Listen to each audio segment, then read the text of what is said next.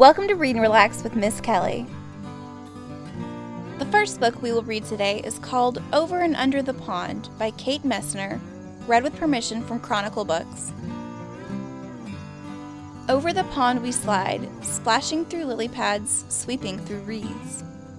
The water's a mirror reflecting the sky, sunshine and clouds, then a shadow below. What's down there, I ask. Under the pond, Mom says. Under the pond is a whole hidden world of minnows and crayfish, turtles and bullfrogs. We're paddling over them now. Over the pond, we skim past tall rushes.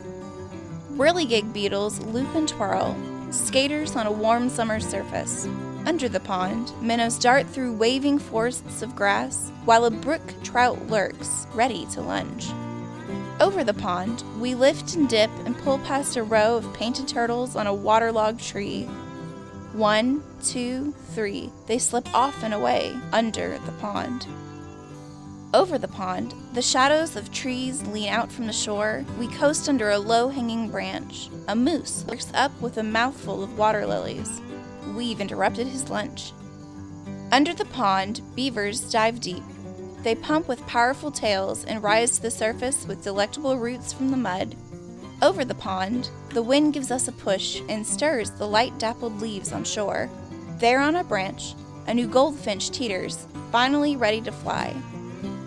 Under the pond, tadpoles are changing, learning to hop.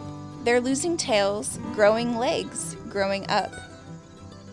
Over the pond, there at the shore, tall and silent and still, a great blue heron stares down into the deep. It tenses, takes one long-legged step, and strikes. It catches a wiggling quicksilver minnow from where it was hiding, under the pond. Over the pond we drift, heads tipped up to the sun. A woodpecker clings to a teetering pine, digging for ants. Under the pond, an otter claws for freshwater mussels. Over the pond, a sleepy dragonfly lands for a rest. His spindly legs tickle my knee.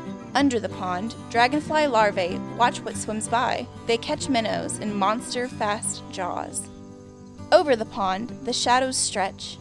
Ospreys circle on quiet wings. Raccoons and minks stalk the shoreline for supper. Under the pond, with a flip of a tail, a crayfish disappears into the dark. Over the pond, we head for home. We glide swish-bump right up onto the shore as a far-off loon calls goodnight. The sky turns from sunset to dusk to dark. Night settles over the pond. The prowling catfish and drowsy turtles, the scuttling crayfish and tadpoles turned frogs, wading herons and stalking raccoons, and the hidden world under the pond.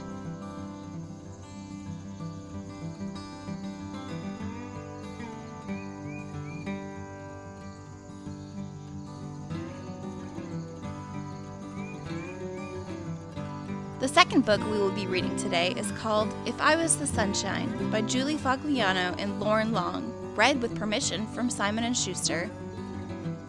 If I was the sunshine and you were the day, I'd call you hello, and you'd call me stay.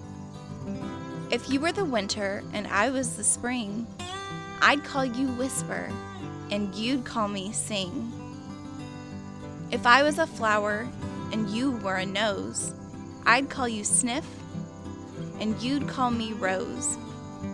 If you were a bird and I was a tree, you'd call me home, and I'd call you free. If I was the ocean and you were a boat, you'd call me wild, and I'd call you float. If you were the thunder and I was a cloud, you'd call me softly, and I'd call you loud. If I was the silence and you were a sound, I'd call you missing, and you'd call me found. If you were a firefly and I was the dark, you'd call me everywhere, and I'd call you spark. If I was the morning and you were the night, you'd call me tomorrow, and I'd call you sleep tight. You can find these books and more using the Libby app with your Harris County Public Library card.